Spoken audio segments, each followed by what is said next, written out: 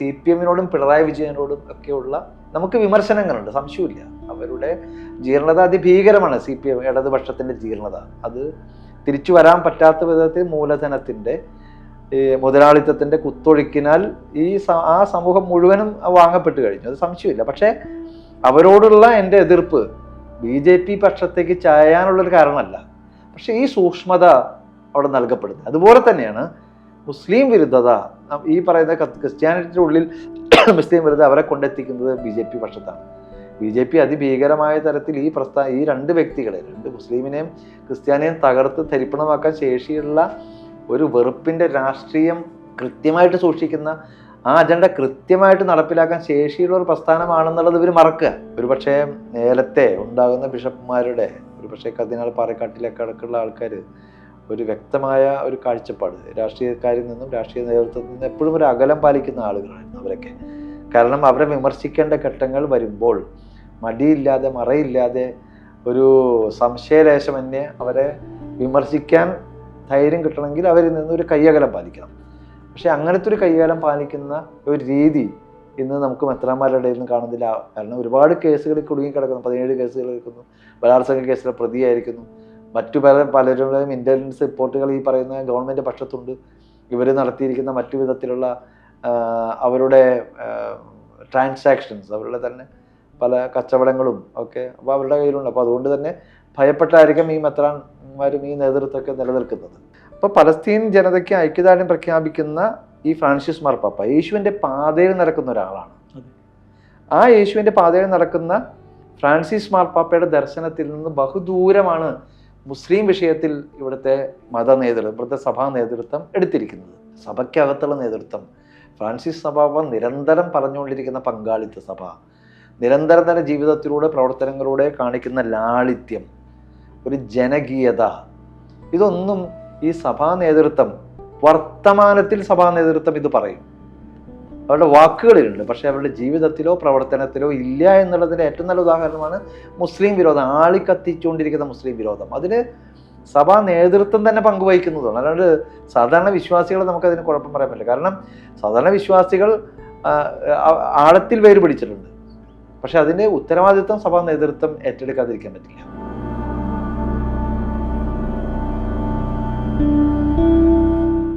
മറ്റൊരു കാര്യം, വട്ടോളിച്ചൻ ഒരുപാട് ജനകീയ സമരങ്ങളിൽ പങ്കെടുക്കുകയും പല സമരങ്ങൾക്ക് നേതൃത്വം നൽകുകയും ഇപ്പോൾ പ്ലാച്ചിയുടെ സമരത്തിലടക്കം ജയിൽവാസം അനുഭവിക്കുകയും ചെയ്ത ഒരാളാണ്. പലപ്പോഴും എനിക്ക് ആ സമയത്തൊക്കെ വട്ടോളിച്ചനെ കാണുമ്പോൾ ഒരു സഭാ നേതൃത്വത്തിന്റെ പിന്തുണ പൂർണ്ണമായിട്ടും ഇതിനുള്ളതായി തോന്നിയിട്ടില്ല. പലപ്പോഴും വട്ടോളിച്ചന്റെ സ്വന്തം തീരുമാനപ്രകാരം, ഇപ്പോൾ ജയിൽവാസം അടക്കം താങ്കളുടെ സ്വന്തം തീരുമാനപ്രകാരം ഉണ്ടായ ഒരു കാര്യമായിട്ടാണ് തോന്നിയിട്ടുള്ളത്. വട്ടോളിച്ചൻ ജയിലിൽ കിടക്കുന്ന കാലം എനിക്ക് ഓർമ്മയുണ്ട്. അപ്പോൾ ആ സമയത്തൊക്കെ എത്രത്തോളം സഭാ നേതൃത്വത്തിന്റെ പിന്തുണ ഉണ്ടായിരുന്നു എന്ന കാര്യത്തിൽ എനിക്ക് സംശയമുണ്ട്. കാരണം നമ്മളൊക്കെ ജയിലിന് പുറത്ത് നിങ്ങൾക്ക് അനുഭവം പ്രകടിപ്പിച്ച് പല പരിപാടികളും സംഘടിപ്പിച്ചിരുന്ന ആളുകൾ കൂടിയാണ്.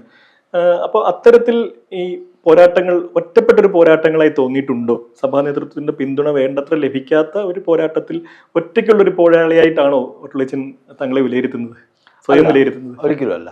കാരണം അന്ന് ഞാൻ ജയിലിൽ കിടക്കുന്ന സമയത്ത് കാരണം ഞാൻ 2 വർഷം പാലക്കാട് രൂപതയിൽ സേവനം ചെയ്ത വൈദികനാണ്. പിറ്റേ ദിവസം തന്നെ ജേക്കബ് മനത്തോടത്തും എൻ്റെ സുഹൃത്തായിട്ടുള്ള ജോഷി പുലിക്കോട്ടിലും എന്നെ കാണാൻ അവിടെ വരുന്നുണ്ട്. മാത്രമല്ല ആ വിഷയം പരിഹരിക്കുന്നതിൽ അന്നത്തെ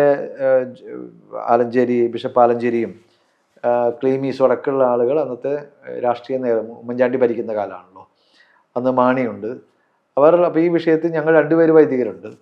അപ്പോൾ ഒരിക്കലും അവരറിയുന്നില്ല എന്താ സംഭവിക്കണമെന്ന്. കാരണം ഞങ്ങൾ ജയിലിൽ പോകുന്നു, ഏത് വിഷയത്തിലാണെന്നൊക്കെ ഒരു പതുക്കെ അറിഞ്ഞു വരുന്നുള്ളൂ. അപ്പോൾ സഭാ നേതൃത്വത്തിൻ്റെ സമ്മതമോ അറിവോ കൂടിയിട്ടല്ല നമ്മളത് ചെയ്യുന്നത്. നമ്മൾ അവിടെ സമരത്തിന് വരുന്നു, ആ സമരത്തിൻ്റെ ഭാഗമായിട്ട് നമ്മൾ ജയിലിൽ പോകുന്നു, പിന്നീടാണ് വിഷയത്തെ അറിയുന്നത്. അപ്പോൾ അത് സഭയുടെ പൂർണ്ണ പിന്തുണ ഇന്ന് എന്നോടുള്ള എതിർപ്പുണ്ടല്ലോ.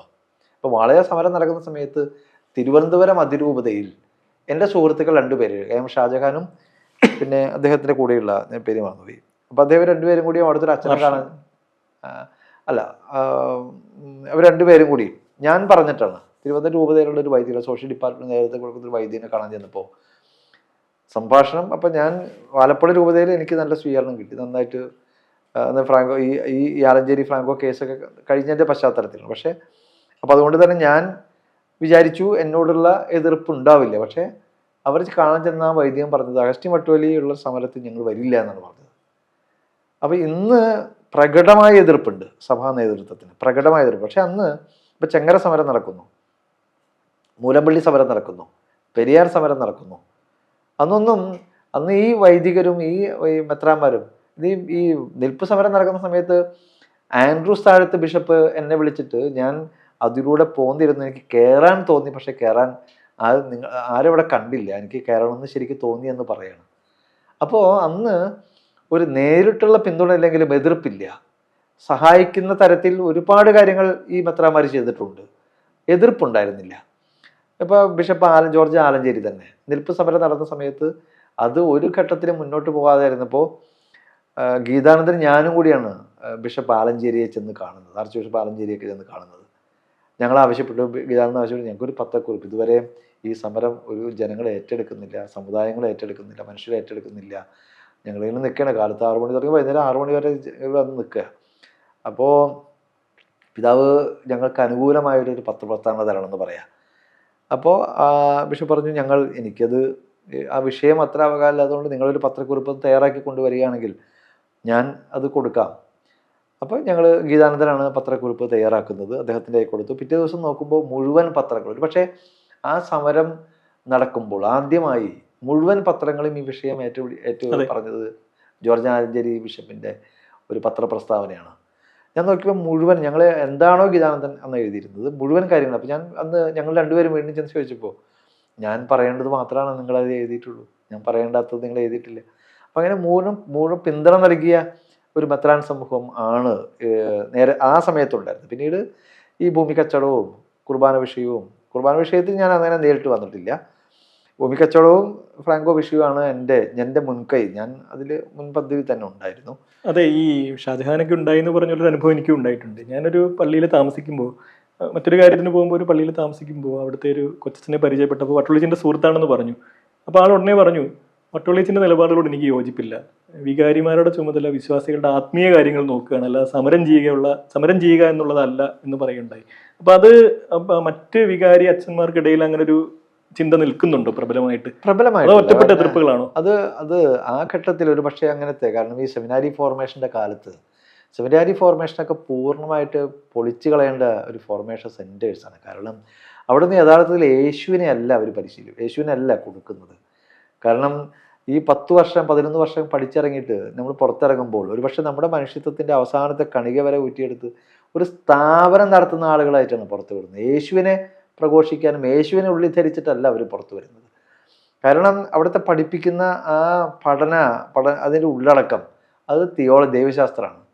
യേശുവിനെ എങ്ങനെയാണ്, കാരണം ഈ പുറത്തിറങ്ങിയിട്ട് പിന്നെ ഈ പള്ളി പണിയാനും സ്ഥാപനങ്ങൾ നടത്താനും കാണിക്കുന്ന വ്യഗ്രതയും മനുഷ്യരുടെ ഇടയിൽ, മനുഷ്യരുടെ ജീവിതത്തിൻ്റെ ഗുണപരത, അവരുടെ ജീവിതത്തിൻ്റെ ദൈന്യതകളിൽ, അവരുടെ സംഘർഷങ്ങളിൽ ഒരാളായി മാറാനുള്ള വ്യഗ്രത, യേശുവിനുണ്ടായിരുന്ന വ്യഗ്രത അതാണല്ലോ.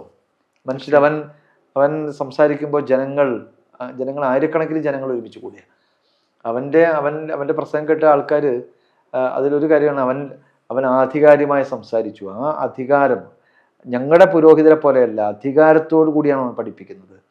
ജനക്കൂട്ടങ്ങൾ അവന് ഒരു സ്ഥലത്ത് ചെല്ലുമ്പോൾ പറയുന്നുണ്ട്, ഇടയനില്ലാത്ത ആടുകളെ പോലെ പരിഭ്രാന്തരായിട്ട് ജനത്തെ കണ്ട് അവന് അനുകമ്പ തോന്നി എന്ന് പറയാം. അപ്പോൾ അവൻ്റെ പ്രഭാഷണം കേൾക്കാൻ, അവനെ കാണാൻ, അവനെ തൊടാൻ, അവൻ്റെ സ്പർശനം അനുഭവിക്കാനായിട്ട് ആയിരക്കണക്കിന് സാധാരണ ജനങ്ങൾ, അതിൽ ജാതിയില്ല, മതമില്ല, ഏറ്റവും ദരിദ്രർ, പാർശ്വവൽകൃതരായിട്ട് മനുഷ്യർ ഓടി അണയുന്നതാണ് നമ്മൾ കാണുന്നത്. അപ്പോൾ സെമിനാരിയിലെ ഫോർമേഷൻ കഴിഞ്ഞ് ഒരു വൈദികനായി പുറത്തിറങ്ങുമ്പോൾ ഈ സമൂഹത്തിലെ ഏറ്റവും നിരാശനായ മനുഷ്യൻ്റെ, അതിൽ മുസ്ലിം എന്നോ ക്രിസ്ത്യാനി എന്നോ ഹിന്ദു എന്നോ ദളിതനോ നോക്കാൻ പാടില്ല. അങ്ങനത്തെ ഒരു ഫോർമേഷൻ ആയിരിക്കണം അവർക്ക് കിട്ടേണ്ടത്. എത്ര വൈദികരാണ് ഇപ്പോൾ അതിനിറങ്ങുന്നത്? എത്ര പേരാ ആ ഒരു ദളിത് കോളനികളിലേക്ക്, അല്ലെങ്കിൽ ആദിവാസി ഊരുകളിലേക്ക് ഇറങ്ങി ചെല്ലുന്നത്? എത്ര വൈദികരാണ് ഇവിടുത്തെ ആ ഇടവകയിൽ ഏറ്റവും ദരിദ്രന്റെ പക്ഷത്ത് നിന്ന് കാര്യങ്ങൾ ചെയ്യുന്നത്? ഇപ്പൊ ഫോർമേഷൻ തന്നെ ഒരു പക്ഷേ വളരെ ഔട്ട്ഡേറ്റഡ് ആയിട്ടുള്ള ഒരു ഫോർമേഷനാണ് ഇപ്പൊ നടക്കുന്നത്. അതുകൊണ്ട് തന്നെയാണ് കാഴ്ചപ്പാടില്ലാതെ ഒരു വൈദിക വിദ്യാർത്ഥി പുറത്തിറങ്ങുന്നത്. ഈ പണ്ട് കേരളത്തിലൊരു വിമോചന ദൈവശാസ്ത്രധാര ശക്തമായിട്ടുണ്ടായിരുന്നല്ലോ. പ്രത്യേകിച്ച് നമുക്ക് 80കളിലേക്ക് മത്സ്യത്തൊഴിലാളി സമരങ്ങളിലൊക്കെ പങ്കെടുത്ത വൈദികരുടെയൊക്കെ കാര്യത്തിൽ ഇപ്പോൾ തോമസ് കോച്ചേരി അടക്കം അല്ലെങ്കിൽ ജോസ് കളീക്കലൊക്കെ അടക്കമുള്ള ആളുകളുടെ പിന്നിൽ ആ വിമോചന ദൈവശാസ്ത്രധാരയുടെ ഒരു ശക്തമായിട്ടുള്ള ഒരു പിൻബലം ഉണ്ടായിരുന്നു. അത്തരത്തിലുള്ള ഒരു വിമോചന ദൈവശാസ്ത്രധാര ക്ഷീണിച്ചു പോയതിന്റെ ഒരു പ്രതിഫലനം കൂടിയായിട്ട് ഇതിനെ കാണാൻ പറ്റുമോ? തീർച്ചയായിട്ടും അതൊരു പക്ഷേ അത് കത്തോലിക്ക സഭയിൽ മാത്രം നടക്കുന്ന കാര്യമല്ല. മുഴുവൻ സമൂഹം ഈ ഒരു ഒരു മുതലാളിത്ത സമൂഹമായിട്ട് മാറിയല്ലോ. കച്ചവട താല്പര്യങ്ങളും ലാഭവും മാത്രമായി കേന്ദ്രീകരിക്കുന്ന ഒരു വ്യവസ്ഥിതി രൂപപ്പെട്ടുവല്ലോ. അപ്പൊ ആ വ്യവസ്ഥിതിയിൽ തന്നെയാണ് കത്തോലിക്ക സഭ നിൽക്കുന്നത്. അതിന് പുതിയതായിട്ടൊന്നും പറയാനോ പഠിപ്പിക്കാനോ പറ്റുന്നില്ല. മൂലധനത്തിന്റെ കൊത്തെടുക്കും. ഇപ്പൊ കമ്മ്യൂണിസം എവിടെയുള്ളത്? നമുക്ക് ചൈന കമ്മ്യൂണിസ്റ്റ് രാജ്യമാണെന്ന് പറയാൻ പറ്റും. USSR ഒരു കാരണവശാലും നമുക്ക് പറയാൻ പറ്റില്ല. മുതലാളിത്ത രാജ്യങ്ങളുടെ കേന്ദ്രമായിട്ട് അത് മാറി. അപ്പൊ അത് ഈ സമൂഹം തന്നെ മാറ്റിമറിക്കപ്പെട്ടു. അപ്പൊ സ്വാഭാവികമായിട്ടും അങ്ങനത്തെ ഒരു വിമോചന ദൈവശാസ്ത്രത്തിന്റെ ധാര ഇവിടെ ഇടം പിടിക്കുന്നതിനുള്ളൊരു സാഹചര്യം, സാമൂഹിക രാഷ്ട്രീയ അന്തരീക്ഷം നിലനിൽക്കുന്നത് അതൊരു കാര്യം. എന്ന് വെച്ച് ഈ കത്തോലിക്ക സഭ നാടോടുമ്പോൾ നടുവേ ഓടണം എന്ന് പറയുന്ന ഒരു പ്രസ്ഥാനം അല്ല ആയിരിക്കേണ്ടത്. അത് മാറി ചിന്തിക്കുകയും മാറി നടക്കുകയും ഒറ്റപ്പെട്ട് നടക്കുകയും ചെയ്യേണ്ട.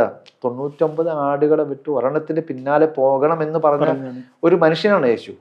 അപ്പൊ 99 സമൂഹത്തിലെ 99 പേര് അങ്ങനെ പോകണം. അപ്പൊ അതുകൊണ്ട് ഞങ്ങൾക്ക് ഈ വഴിയെ പോകാൻ പറ്റുമെന്ന് പറയാൻ പറ്റില്ല. നിങ്ങൾ ആകാശത്തിലേക്കുള്ള വഴി വിശാലമാണ്, ജീവനിലേക്കുള്ള വഴി ഇടുങ്ങിയതാണ്, കല്ലുമുള്ളും നിറഞ്ഞാണെന്നാണ് പറയുക.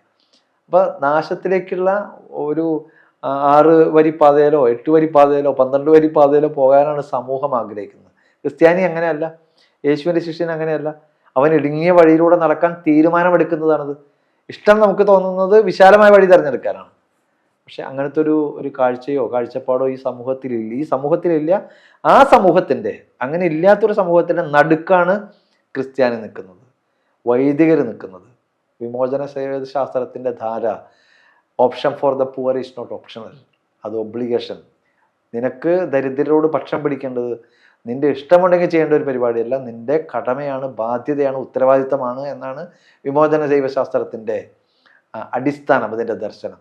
ആ ദർശനത്തിൽ ജീവിക്കുന്ന മനുഷ്യർ, ആ ദർശനത്തിൽ ജീവിക്കുന്ന വൈദികർ, മെത്രാന്മാർ സഭയിൽ അവർ കുറ്റിയറ്റുപോയ മനുഷ്യരാണ്. തീർച്ചയായും. ഇപ്പോൾ വട്ടോളീസിനൊക്കെ നടത്തുന്നത് പോലെ ഈ കത്തോലിക്ക സഭയെ നവീകരിക്കാനും പരിഷ്കരിക്കാനുമായിട്ടൊക്കെയുള്ള ശ്രമങ്ങൾ പലരും പല കാലങ്ങളിൽ കേരളത്തിൽ നടത്തിയിട്ടുണ്ട്. ഇപ്പോൾ ജോസഫ് പുലിക്കുന്നിലിനെയൊക്കെ പോലുള്ള ആളുകളെ നമ്മൾ ഓർമ്മിക്കുന്നു.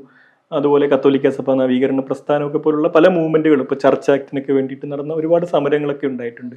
ഇതെല്ലാം എന്തുകൊണ്ടാണ് ഒരു പൂർണ്ണാർത്ഥത്തിൽ വിജയത്തിലേക്ക് എത്താത്തത്? അത് വിശ്വാസികളുടെ പിന്തുണ ലഭിക്കാത്തത് കൊണ്ട് കൂടിയല്ലേ നിങ്ങളുടെയൊക്കെ പോരാട്ടങ്ങൾക്ക്? അപ്പം നേരത്തെ നമ്മൾ പറഞ്ഞ ഒരു പ്രധാനപ്പെട്ട കാര്യമുണ്ടല്ലോ, ഈ വിശ്വാസി സമൂഹത്തെ പഠിപ്പിച്ചിരിക്കുന്നത്, സഭാ നേതൃത്വം പഠിപ്പിച്ചിരിക്കുന്നത് ആലോചിക്കാതിരിക്കുക എന്നുള്ളതാണ്. ഇപ്പോൾ ഞാൻ സെഹിയോൻ ധ്യാന കേന്ദ്രത്തിൽ കുറച്ചു കാലം അവിടുത്തെ അസിസ്റ്റൻ്റായിട്ട് ഞാൻ ജോലി ചെയ്യുന്നുണ്ട്. അപ്പോൾ അവിടെ നേതൃത്വം കൊടുക്കുന്ന ആളുകൾ എപ്പോഴും പറയും, നിങ്ങൾ ചിന്തിക്കണ്ട, നിങ്ങൾ പ്രാർത്ഥിച്ചാൽ മതി, നിങ്ങൾ തല ഉപയോഗിക്കണ്ട, ഇങ്ങനെ തന്നെ പറയും. നിങ്ങൾ ചിന്തിക്കണ്ട, നിങ്ങൾ പ്രാർത്ഥിക്കുക. ചിന്തിച്ച വിശ്വാസം പോകും. അപ്പോൾ അന്ധമായിട്ടാണ് നിങ്ങൾ അപ്പോൾ വിശ്വാസം എന്ന് പറഞ്ഞിട്ടുണ്ടെങ്കിൽ അന്ധതയായിട്ടാണ് അവിടെ പഠിപ്പിക്കുന്നത്. യേശുവിനെ നിരന്തരം ചോദ്യങ്ങൾ കൊണ്ട് നിരന്തരം ആക്രമിച്ചാണ് യഹൂദര സമുദായം. ചോദ്യം ചെയ്യാൻ യേശു അനുവദിച്ചിട്ടുണ്ട്. ചോദ്യം ചെയ്യുന്നത് തെറ്റാണെന്നൊരിക്കലും യേശു ഒരിക്കലും സ്ഥലത്ത് പറഞ്ഞിട്ടില്ല. എല്ലാ ചോദ്യങ്ങൾക്കും മറുപടി കൊടുക്കാനാണ് അയാൾ ശ്രമിച്ചിട്ടുള്ളത്. പിലാത്തോസിന്റെ ചോദ്യത്തിന് മുമ്പിൽ മാത്രമാണ് നിശബ്ദമായിട്ട് നിന്നത്. കാരണം ആ ചോദ്യം അപ്രസക്തമാണെന്നും ആ ചോദ്യം ഉത്തരം പറയേണ്ടതില്ലെന്നും നേരെ കുരിശിലേക്കാണ് പോകേണ്ടത് എന്നുള്ളതാണ് യേശു മനസ്സിലാക്കിയിട്ട് ആ നിലപാടെടുക്കുന്നത്. എന്താണ് സത്യം എന്നുള്ള ചോദ്യം പിലാത്തോസ് തിരിച്ചും ചോദിക്കുന്നുണ്ട്. അപ്പൊ യേശുവിൻ്റെ പേരിലുള്ള ഈ സഭാ നേതൃത്വം, സഭാ അധികാരികൾ, കാറ്റക്കിസം, മതബോധനം, വേദപാഠം അവരെ പഠിപ്പിക്കുന്നത് ചോദ്യം ചെയ്യാതിരിക്കാനാണ്, അനുസരിക്കാനാണ് അവരെ പഠിപ്പിക്കുന്നത്. അതുകൊണ്ട് തന്നെ ഈ പ്രസ്ഥാനങ്ങൾ നേതൃത്വം കൊടുക്കുമ്പോൾ സഭ ഒരു പങ്കാളിത്ത സഭയമായി മാറണം. ചർച്ച് ആക്ട്, ഇന്ത്യൻ കോൺസ്റ്റിറ്റ്യൂഷൻ്റെ കീഴിൽ ഒരു ആക്ട് നടപ്പിൽ വരണം. ജനങ്ങളുടെ പങ്കാളിത്തം വർദ്ധിപ്പിക്കണം, നിയമത്തിൽ വ്യത്യാസം വരുത്തണം, വ്യവസ്ഥയിൽ വ്യത്യാസം വരുത്തണം എന്ന് പറയുമ്പോൾ അത് ആ സമൂഹം ഏറ്റെടുക്കണമെങ്കിൽ വൈദികർ ഏറ്റെടുക്കണമെങ്കിൽ അവരെ പഠിപ്പിക്കുന്ന കേന്ദ്രങ്ങളിൽ ഈ ഒരു അവബോധം ഉണ്ടാവണം. ഇപ്പം ഞാൻ പെരിയാർ സമരം നടത്തുമ്പോൾ എൻ്റെ വളരെ സുഹൃത്തായിട്ടുള്ള പെരിയാർ സമരത്തിൻ്റെ നേതൃത്വത്തിനുണ്ടായിരുന്ന ഒരു ചേട്ടൻ എന്നോട് പറഞ്ഞ കാര്യം ഓർക്കുന്നുണ്ട്. എൻ്റെ ഒരു വിമർശനമായിട്ടാണ് പറഞ്ഞത്. അച്ഛൻ എനിക്കൊരു വിമർശനം പറയാറുണ്ട്, പറയൂ. അപ്പോൾ അത് അദ്ദേഹം പറയാണ്, അച്ഛൻ ഒരുപാട് നല്ല കാര്യങ്ങൾ ചെയ്യുന്നുണ്ട്, പക്ഷേ ഡെമോക്രാറ്റിക്കായിട്ട് പ്രവർത്തിക്കാൻ അച്ഛനെ അറിഞ്ഞുകൂടാ. അച്ഛന് ബോധ്യപ്പെട്ട കാര്യങ്ങൾ ചെയ്തു പോയിക്കൊണ്ടേയിരിക്കുന്നു.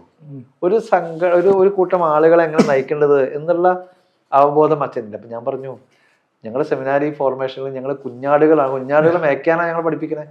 കുഞ്ഞാടുകൾ പറയണത് ശ്രദ്ധിക്കണം, കുഞ്ഞാടുകളോട് അഭിപ്രായം ചോദിക്കണം, ആ അഭിപ്രായ രൂപീകരണം നടത്തിയാണ് നിങ്ങൾ സേവനം ചെയ്യേണ്ടതെന്ന് ഞങ്ങളെ പഠിപ്പിച്ചിട്ടില്ല. അപ്പൊ ഫോർമേഷൻ സെന്ററിൽ, അപ്പൊ ഈ ഫോർമേഷൻ സെന്ററിലുള്ള ആൾക്കാരാരാ? ആ വൈദികർക്ക് അവരുടെ ഫോർമേഷൻ കാലത്ത് ഈ ഒരു പ്രവണതയാണ് അവർക്ക് കിട്ടിയിട്ടുള്ളത്. എത്രയോ തലമുറകളായിട്ട് ആണ് കത്തോലിക്ക സഭയിൽ ഈ ഫോർമേഷൻ തന്നെ നടക്കുന്നത്. പക്ഷെ മാർത്തോമാ സഭയിലും യാക്കോബായ സഭയിലും ഓർത്തഡോക്സ് സഭയിലും ഉള്ള ആളുകൾ അങ്ങനെയല്ല പഠിപ്പിക്കുന്നുണ്ടാവുക. അവിടെ വ്യത്യാസമുണ്ട്. ജനങ്ങളാണ് കാര്യം നിശ്ചയിക്കുന്നത്, ജനങ്ങളാണ് വൈദികരെ നിയന്ത്രിക്കുന്നത്, ജനങ്ങളും കൂടി ചേർന്ന സമിതിയാണ് തീരുമാനം എടുക്കുന്നത്. ചർച്ച് ആക്ട് വന്നാൽ അതിലൊരു മാറ്റം ഉണ്ടാകുമോ? തീർച്ചയായിട്ടും, എന്താ സംശയം? ചർച്ച് ആക്ട് വരുമ്പോൾ ജനകീയമായ ഇപ്പൊ പാരിഷ് കൗൺസിൽ ഉപദേശ സമിതിയാണ്, പാസ്റ്ററൽ കൗൺസിൽ ഉപദേശ സമിതിയാണ്. അപ്പൊ അവിടുത്തെ ഏതെങ്കിലും ഒരു സമിതികളിൽ ജനങ്ങളെ വെച്ചിട്ടുണ്ടെങ്കിൽ അത് നോമിനേറ്റഡ് ആണ്, തിരഞ്ഞെടുക്കപ്പെട്ടവരല്ല. നോമിനേറ്റഡ് ബോഡിയിൽ ഇപ്പോൾ ഫിനാൻസ് കൗൺസിൽ ഉണ്ട്, അത് നിർദ്ദേശം കൊടുക്കാവുന്ന ബോഡിയാണ്, തീരുമാനമെടുക്കാവുന്ന ബോഡിയാണ്. പക്ഷേ തീരുമാനം അന്തിമല്ല. മെത്രാന് വേണമെങ്കിൽ ഈ മുഴുവനും തീരുമാനം അട്ടിമറിക്കാൻ പറ്റും, മുഴുവനും തീരുമാനം അട്ടിമറിച്ച് ചോദ്യം ചെയ്യാൻ. അപ്പോൾ അട്ടിമറിച്ചാൽ നിങ്ങൾക്ക് ശിക്ഷ നിർവചിക്കണം, എങ്കിലേ ആ നിയമമാവുള്ളൂ. അതെ, നിങ്ങൾ ഇങ്ങനെ നടക്കാൻ പറ്റുമോ, നടന്നതിന് വിപരീതമായി നടന്നാൽ നിങ്ങൾക്ക് ശിക്ഷ ഉണ്ടാകുമെന്ന് പറഞ്ഞാലാണ് നിയമം പ്രാബല്യത്തിൽ വരണം, നിയമം പൂർണ്ണമായ അർത്ഥത്തിൽ നടപ്പാക്കപ്പെടുകയുള്ളൂ. അങ്ങനത്തെ അപ്പം അതുകൊണ്ട് തന്നെ ഈ വ്യവസ്ഥിതി ഇപ്പം ഈ ജനങ്ങളുടെ സമിതികൾ ഉപദേശ സമിതികളല്ല, തീരുമാനമെടുക്കുന്ന സമിതികളായി മാറുമെന്നുള്ളതാണ് ചർച്ച് ആക്ട് വന്നാലുള്ള ഒരു ഗുണം. മറ്റൊരു കാര്യം അച്ഛൻ കത്തിൽ സൂചിപ്പിച്ച വളരെ ഗൗരവമുള്ളൊരു വിഷയമായിരുന്നു ഈ ക്രിസ്ത്യൻ സമൂഹത്തിനിടയിൽ ഉണ്ടായി വരുന്ന ഇസ്ലാം മത വിരോധം എന്നുള്ളത്. അത് കേരളത്തിൽ വളരെയധികം ചർച്ച ചെയ്യപ്പെട്ടുകൊണ്ടിരിക്കുന്ന ഒരു കാര്യം കൂടിയാണ്. അത് വല്ലാതെ കൂടി വരുന്നൊരു കാര്യം കൂടിയാണ്. ഇപ്പം ക്രിസ്ത്യൻ സമൂഹത്തിനിടയിൽ ഇസ്ലാമിനോടുള്ള ഒരു വലിയ വിരോധം അത് ആഗോളമായി സംഭവിക്കുന്ന ഒരു കാര്യം കൂടിയാണ്. പിന്നെ കേരളത്തിൽ ഈ അടുത്തിടെ ഉണ്ടായ കാസ പോലുള്ള ചില സംഘടനകൾ ഇതിനെ ആളിക്കത്തിക്കുന്നുണ്ട്. ബിഷപ്പുമാർ തന്നെ ഇവിടെ ലവ് ജിഹാദ് പോലെയുള്ള അല്ലെങ്കിൽ ലാൻഡ് ജിഹാദ് പോലെയുള്ള ജിഹാദ് പ്രവർത്തിക്കുന്നു, നാർക്കോട്ടിക് ജിഹാദ് പ്രവർത്തിക്കുന്നു എന്നൊക്കെ പറയുന്ന ബിഷപ്പുമാർ തന്നെ ഒരു വശത്ത് ഇസ്ലാമോഫോബിയ പ്രചരിപ്പിക്കുന്ന ആളുകളായിട്ട് മാറുന്നുണ്ട്. അപ്പോൾ അത്തരത്തിൽ ഉള്ളൊരു ഇസ്ലാം മത വിരോധം കൂടി വരുന്നതിനെ നേരിടുന്നതിനെ വേണ്ടിയിട്ട് ഒട്ടലിച്ചിൻ്റെയൊക്കെ മുൻകൈയിൽ എന്തെങ്കിലും പ്രവർത്തനങ്ങൾ നടന്നിട്ടുണ്ടോ സഭയ്ക്കുള്ളിലും വിശ്വാസി സമൂഹത്തിനിടയിലും? അങ്ങനത്തെ ഒരു പ്രവർത്തനം എൻ്റെ ഭാഗത്തു നിന്ന് ഇതുവരെ ഉണ്ടായിട്ടില്ല. പക്ഷേ അത് വളരെ ആഴത്തിലും പരപ്പിലും മുസ്ലിം വിരോധം ആഴത്തിലും പരപ്പിലും വേരോടിയിരിക്കുന്നു. എൻ്റെ ഏറ്റവും അടുത്ത സുഹൃത്തുക്കളായ ചില വൈദികരുടെ ഇപ്പോൾ നോർത്ത് ഈസ്റ്റേൺ റീജിയനിൽ പ്രവർത്തിക്കുന്ന അരുണാചൽ പ്രദേശിൽ ജോലി ചെയ്യുന്ന എൻ്റെ ഒരു സുഹൃത്ത് വൈദികരുണ്ട്. ഒരു ദിവസം യാത്രാമധ്യേ എങ്ങനെയോ ഈ വിഷയം കടന്നു വന്നു. എത്രയോ വർഷങ്ങളായി അദ്ദേഹം കുട്ടിക്കാലം തുടങ്ങി. ഞാൻ സെഹിയോൻ ധ്യാന കേന്ദ്രത്തിൽ അവിടെ അസിസ്റ്റന്റ് വികാരിയായും അസിസ്റ്റന്റ് ഡയറക്ടറായിട്ട് ജോലി ചെയ്യുന്ന കാലം മുതൽ എനിക്കറിയാം. മിനിമം ഒരു 10-20 വർഷക്കാലമായിട്ട് എനിക്കറിയാവുന്ന ഒരു വ്യക്തിയാണ് ഞാൻ. അദ്ദേഹത്തിൻ്റെ ഉള്ളിൽ നിന്ന് വരുന്ന മുസ്ലിം വിരുദ്ധത കണ്ടു കഴിഞ്ഞപ്പോഴാണ് അതിഭീകരമായ തരത്തിൽ എനിക്ക് തിരിച്ചൊന്നും പറയാൻ പറ്റാതെ. കാരണം അദ്ദേഹത്തിൻ്റെ യുക്തിയിലേക്ക് കയറുന്നത് എനിക്ക് അസാധ്യമാണെന്ന് മനസ്സിലായി. നമ്മുടെ യുക്തിബോധം നമ്മുടെ മനസ്സിലുള്ള കാര്യങ്ങൾ അദ്ദേഹത്തെ പറഞ്ഞ് ഫലിപ്പിക്കാൻ പറ്റാത്ത വിധത്തിൽ അടഞ്ഞ അതിഭീകരമായ തരത്തിൽ മുസ്ലിം വിരുദ്ധത. അവർ നമ്മളെ കാഫിറുകളായിട്ട് കാണുന്നു, അവർ ഒരു കാരണവശാലും നന്നാവില്ല, അതിഭീകരമായ തരത്തിൽ അവർ ഭീകരരാണ് എന്ന രീതിയിൽ സംസാരിക്കുന്ന ഒരു വൈദികൻ. അപ്പം എൻ്റെ അടുത്ത സുഹൃത്തുക്കളായുള്ള പല ആളുകളും അതിഭീകരമായ തരത്തിൽ മുസ്ലിം വിരോധം സൂക്ഷിക്കുന്ന ആളുകളാണ്. അപ്പം അതിൻ്റെ കാരണങ്ങൾ ഞാൻ എപ്പോഴും ഇങ്ങനെ ആലോചിക്കുന്നത്, എന്താണ് ഇതിൻ്റെ കാരണം? ഈ ക്രിസ്ത്യാനികൾക്കില്ല. അപ്പോൾ അതിലൊരു കാര്യം, ഈ ആഗോളതലത്തിൽ ഈ മുസ്ലിം ക്രിസ്ത്യൻ വിഭജനം അതിഭീകരമാണ്. ആഗോളതലത്തിൽ ഒരുപക്ഷെ അമേരിക്കൻ ആസ്ഥാനം പെൻറ്റഗൺ വേൾഡ് ട്രേഡ് സെൻറ്റർ തകർത്തതും അതിൻ്റെ പിന്നിലുള്ള മുസ്ലിം വിഭാഗത്തിലെ മനുഷ്യരും അപ്പോൾ ഈ പൊളിറ്റിക്സ് അവരെ എങ്ങനെ വളർത്തിക്കൊണ്ടുവന്നത്, അമേരിക്ക വളർത്തിക്കൊണ്ടുവന്നതാണെന്നും അത് അമേരിക്ക പിന്നീട് ഒസാമ ബിൻ ലാദനെ അമേരിക്ക വളർത്തിക്കൊണ്ടതാണെന്നും ഒക്കെയുള്ള പഠനങ്ങൾ പുറത്തു വന്നിട്ടുണ്ട്. പക്ഷെ ഇതൊന്നും ഒരു പൊതുസമൂഹത്തിൽ ഒരു സാധാരണ മനുഷ്യൻ്റെ മനസ്സിലേക്ക് കയറത്തക്ക വിധത്തിലുള്ള വിദ്യാഭ്യാസ പ്രക്രിയ, ഒരു എഡ്യൂക്കേഷൻ പ്രോസസ്സ് ഇവിടെ നടക്കുന്നില്ല. അല്ല, പക്ഷെ എന്നാൽ ആഗോളതലത്തിൽ ഈ തീവ്ര വലതുപക്ഷം മുന്നോട്ട് വയ്ക്കുന്ന ഇത്തരം കാര്യങ്ങളൊക്കെ ആളുകളുടെ ഇടയിൽ പ്രചരിക്കുകയും ആളുകൾ അത് സ്വീകരിക്കുകയും ചെയ്യുന്നുണ്ട്, പ്രത്യേകിച്ച് സോഷ്യൽ മീഡിയ പോലൊരു പ്ലാറ്റ്ഫോം വഴി. ഞാൻ പറയാൻ കാരണം, ഇപ്പോൾ കഴിഞ്ഞ ദിവസം വെടിവയ്പിൽ കൊല്ലപ്പെട്ട ട്രംപിന്റെ അനുയായിട്ടുള്ള ചാർലി കിർക്ക്, അദ്ദേഹം ഒരു തീവ്ര വലതുപക്ഷവാദിയാണ്. അദ്ദേഹത്തെ പോലും പിന്തുണയ്ക്കുന്ന തരത്തിലുള്ള പോസ്റ്റുകൾ കേരളത്തിലെ ക്രിസ്ത്യൻ സമൂഹത്തിനിടയിൽ നിന്നും ഉണ്ടാകുന്നുണ്ട്. അത് ഭീകരമാണ്. അപ്പോൾ അത്തരത്തിലൊരു വലതുപക്ഷവാദത്തിന് അനുകൂലമായിട്ട് ക്രിസ്ത്യാനിറ്റിയിൽ നിന്നും ഒരു വിഭാഗം എന്തുകൊണ്ട് ഈ വലതുപക്ഷ ചിന്തകളിലേക്ക് പോകുന്നു? അത്തരം വലതുപക്ഷ ചിന്തയുടെ ഒരു ഭാഗമാണ് ഈ ഇസ്ലാം വിരോധവും.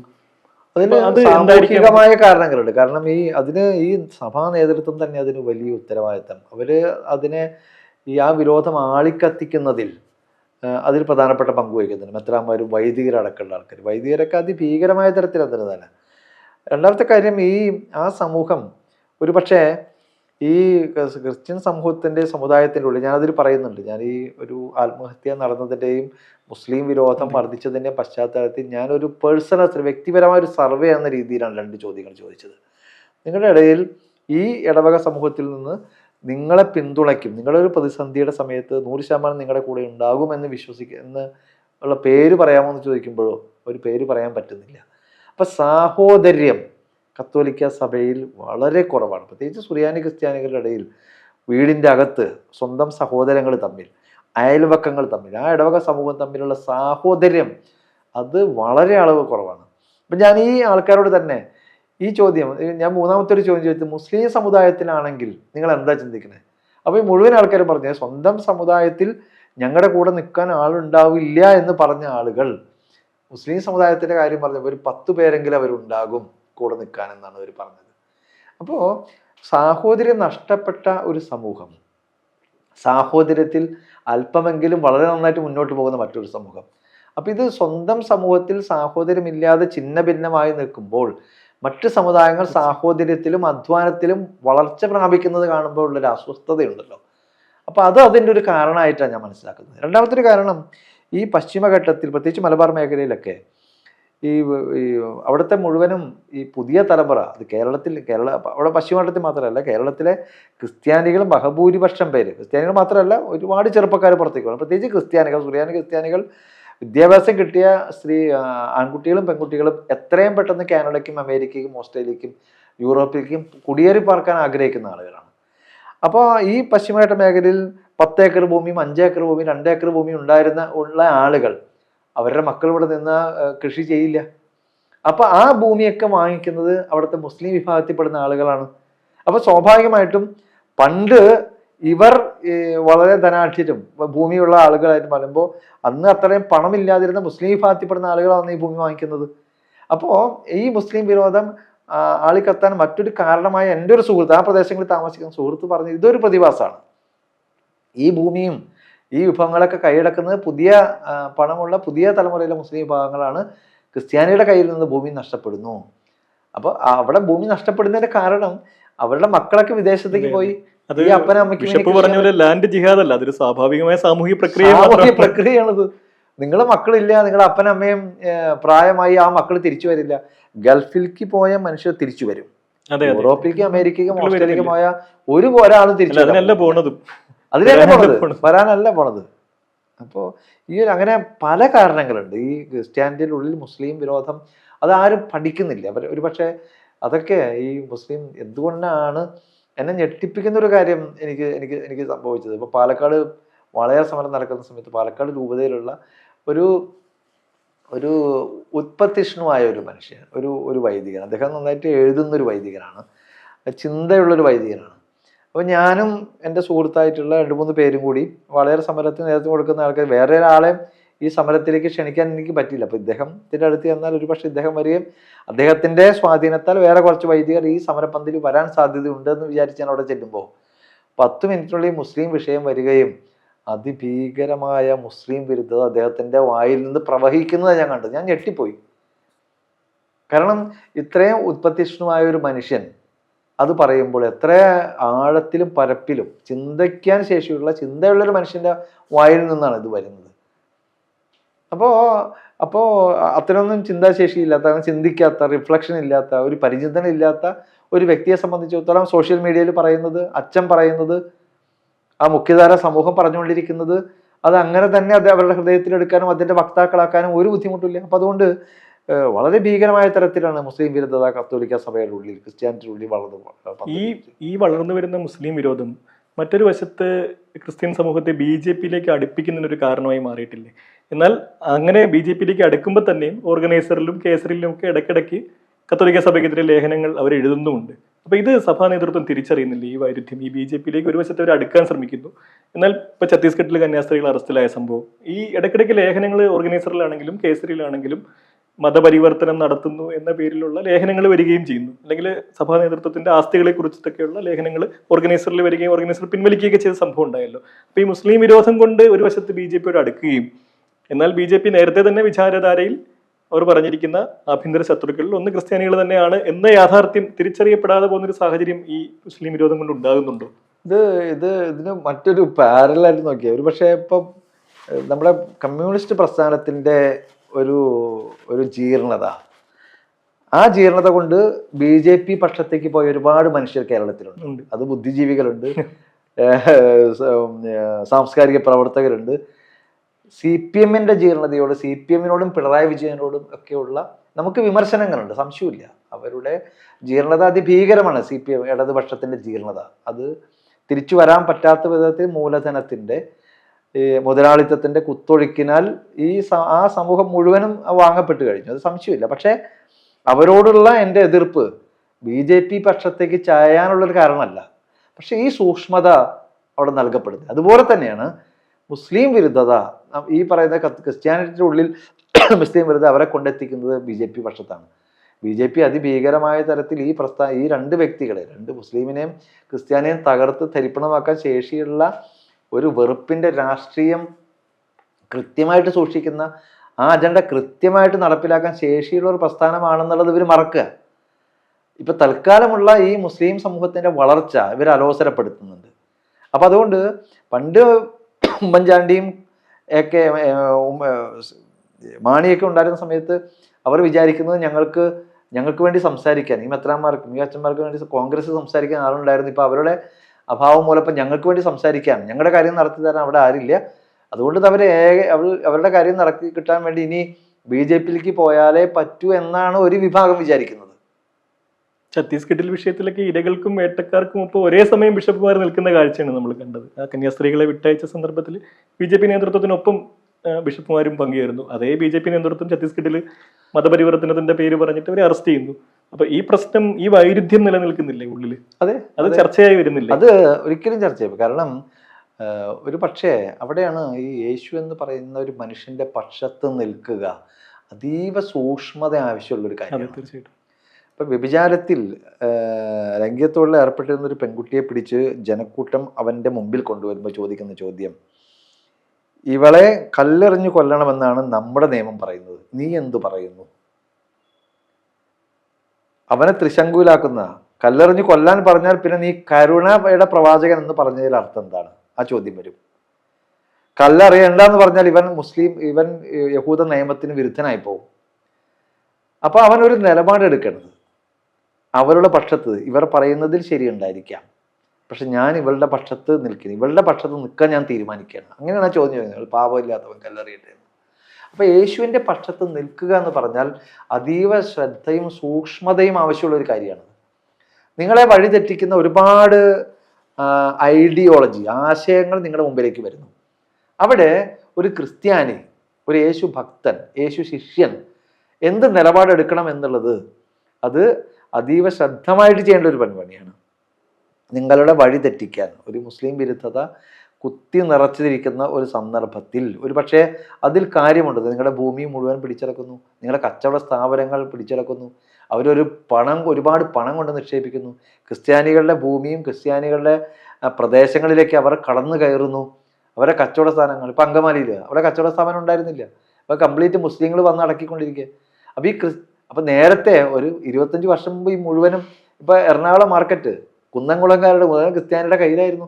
ഇപ്പോഴവരവിടെ പോയി, അവർ മേറുള്ള മേച്ചിൽപ്പുറങ്ങളിലേക്ക് പോയിന്ന്.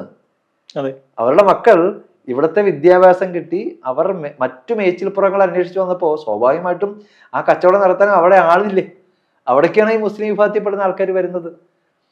ഇപ്പോൾ കേരളത്തിലെ സുറിയാനി ക്രിസ്ത്യാനികളുടെ പശ്ചാത്തലം ഒന്ന് എടുത്തു നോക്കുക. അവരുടെ വിദ്യാഭ്യാസം എത്രയോ വർഷങ്ങൾക്ക് മുമ്പ് മുസ്ലിം സമുദായം കടന്നു വരാത്ത മേഖലകളിലേക്ക് ഇവിടുത്തെ കച്ചവട സ്ഥാപനങ്ങൾ, ഇവിടുത്തെ രാഷ്ട്രീയ പ്രാതിനിധ്യം, കച്ചവട സ്ഥാപനങ്ങൾ, രാഷ്ട്രീയ പ്രാതിനിധ്യം, ഭൂ ഉടമ, ഫിനാൻസ് മൂലധനം, അതിനേക്കാളും വലിയ ഓർഗനൈസേഷൻ മൂലധനം ഉള്ള ഒരു പ്രസ്ഥാനമാണ് കത്തോലിക്ക സഭ. ഭൂമിയിലും ഒക്കെ എത്രയോ നൂറ്റാണ്ടുകൾക്ക് മുമ്പ് വരെ, എത്രയോ വർഷങ്ങൾക്ക് മുമ്പ് തന്നെ ഇപ്പൊ സർക്കാർ ഉദ്യോഗത്തിൽ എത്രയോ തലങ്ങളിൽ ഇവർ പ്രവർത്തിച്ചിട്ടുണ്ട്. ഹെൽത്ത്, ആശുപത്രിയിൽ നേഴ്സുമാരായിട്ട് പോയത് എവിടെന്നാ?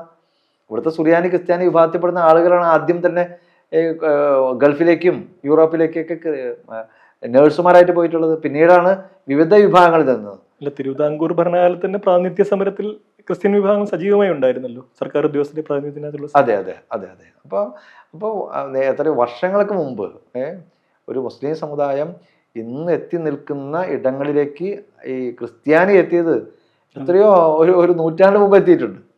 അവിടേക്കാണ് ഇന്ന് വളരെ കഷ്ടപ്പെട്ട് അവരെത്തിയിരിക്കുന്നത്. അവരുടെ സാഹോദര്യം കൊണ്ടും അവരുടെ കഠിനാധ്വാനം കൊണ്ടും ഒരുമ കൊണ്ടുമൊക്കെയാണ് അവരെത്തിയിരിക്കുന്നത്. അപ്പം അതിൽ അസ്വസ്ഥരാവുകയല്ല വേണ്ടത്.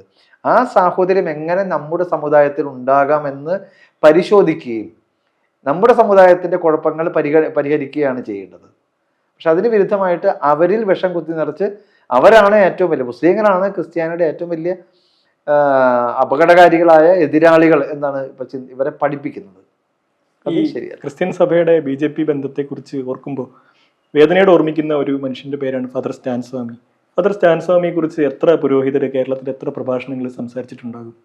പേടിയാണ്. കാരണം ജസ്യൂട്ട് സമൂഹമാണ്, സമൂഹത്തിൽപ്പെടുന്ന ഒരാളാണ്. ഒരുപക്ഷെ ജസ്യൂട്ട് സമൂഹം അദ്ദേഹത്തെ മോചിപ്പിക്കാൻ ശ്രമങ്ങളൊക്കെ നടത്തുന്നു. പക്ഷെ വേണ്ട വിധത്തിൽ ഈ ജസ്യൂട്ട് സമൂഹം പോലും അദ്ദേഹത്തിന് വേണ്ടി പ്രവർത്തിച്ചിട്ടില്ല. കാരണം അദ്ദേഹം ഒരു മാവോയിസ്റ്റ് ആണ് എന്നുള്ള ഗവൺമെന്റ് ഭാഷ്യത്തെ ശരിവെക്കുന്ന രീതിയിലാണ് പലപ്പോഴും സഭാ നേതൃത്വം.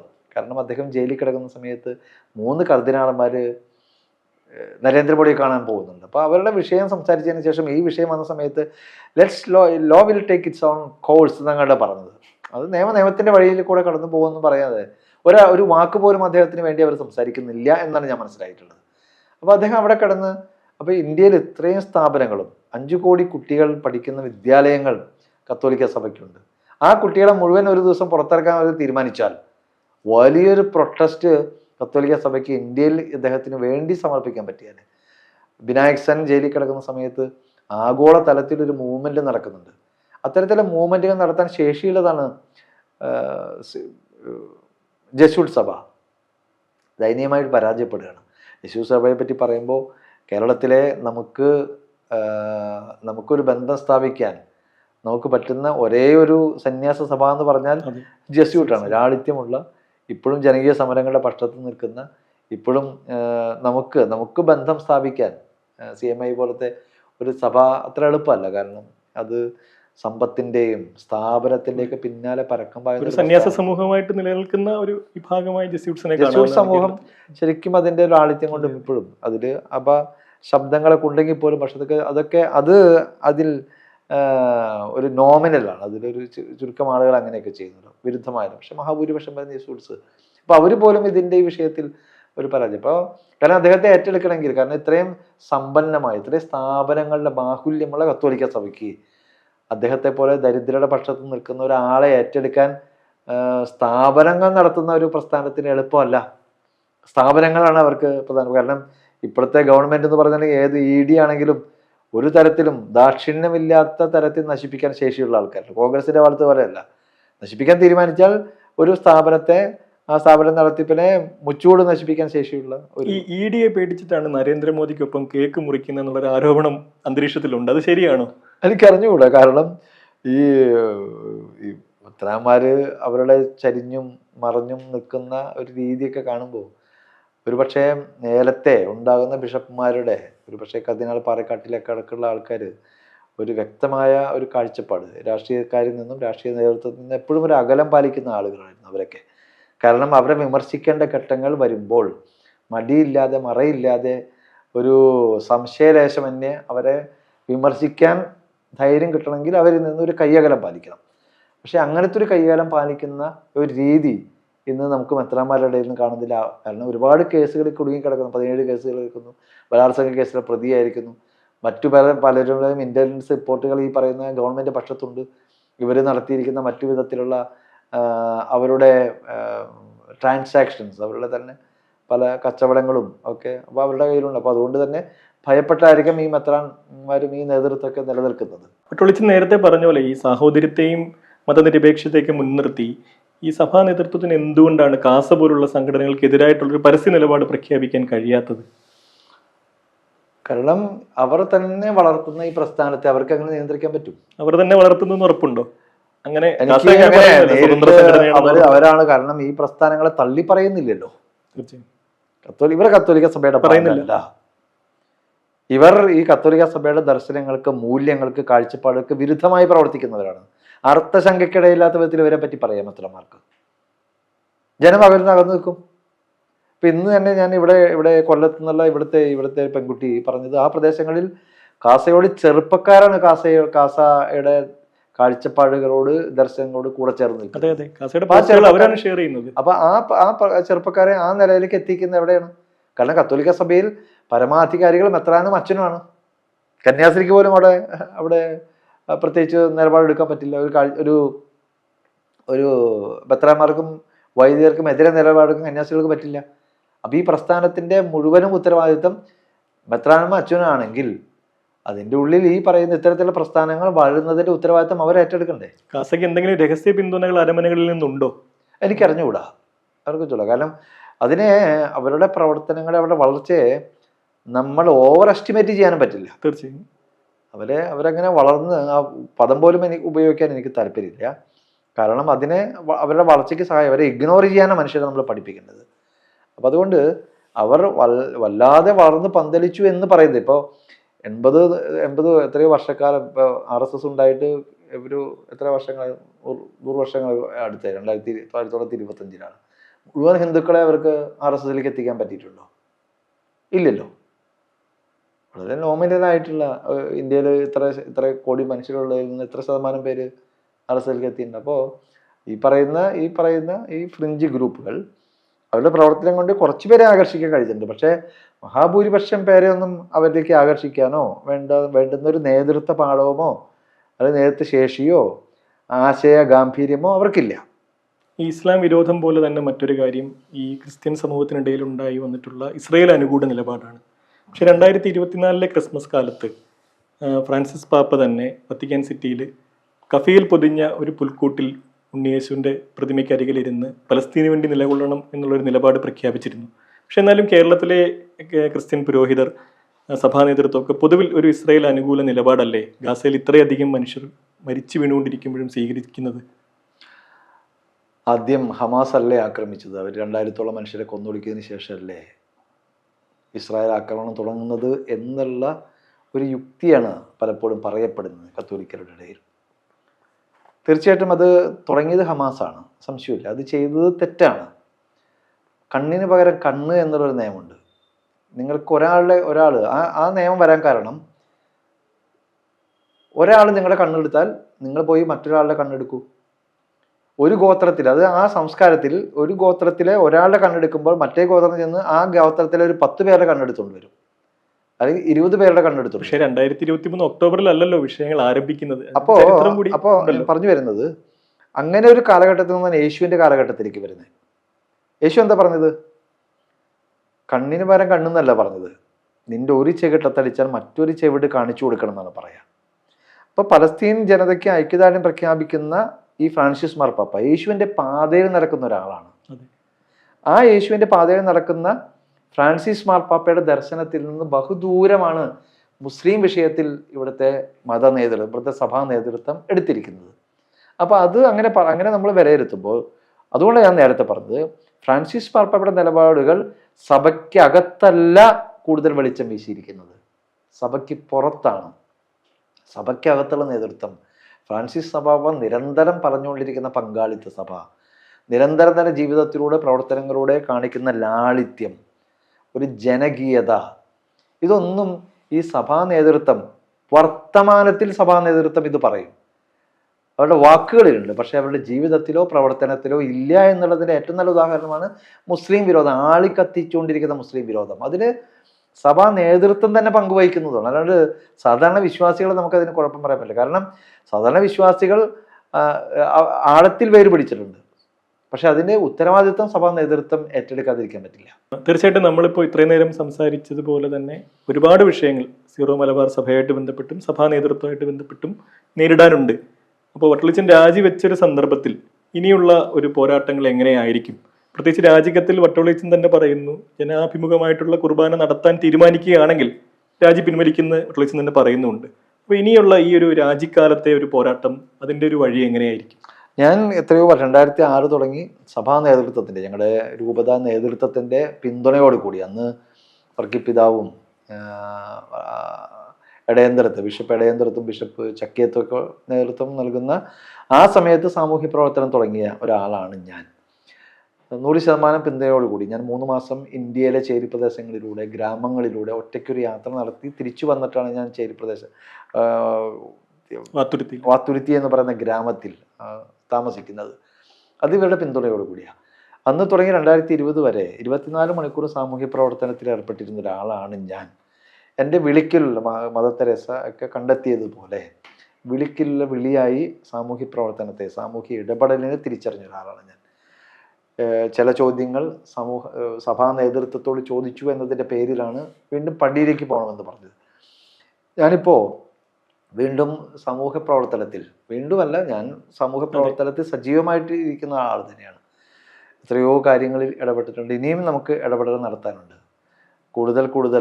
കൂടുതൽ ദരിദ്രരുടെ പക്ഷത്തേക്ക്, പാർശ്വവൽകൃതരുടെ പക്ഷത്തേക്ക്, ആ ഓരം പറ്റി നിൽക്കുന്ന മനുഷ്യരുടെ പക്ഷത്തേക്ക്, അവരുടെ അടുത്തും അവരിൽ ഒരാളായും അവർക്ക് വേണ്ടിയും അവരുടെ കൂടെയും ഉള്ള പരിശ്രമങ്ങളിൽ, പ്രവർത്തനങ്ങളിൽ, സമരങ്ങളിൽ, പോരാട്ടങ്ങളിൽ സജീവമായി തന്നെ നിൽക്കാനും, അത്തരത്തിൽ എൻ്റെ ജീവിതം, എൻ്റെ ആത്മീയതയെ കണ്ടെത്താനും നിർവചിക്കാനും ഉള്ള ശ്രമമായിരിക്കും ഞാൻ തുടരുന്നത്. തീർച്ചയായിട്ടും ഈ പാർശ്വവൽകൃതർക്കൊപ്പമുള്ള പോരാട്ടങ്ങളിൽ എല്ലാ കാലത്തും താങ്കളെ കണ്ടിട്ടുണ്ട്. ആ വേദികളിലൊക്കെ തന്നെ താങ്കൾ ഇനിയും ഉണ്ടാകുമെന്ന് പ്രതീക്ഷിക്കുന്നു. നന്ദി.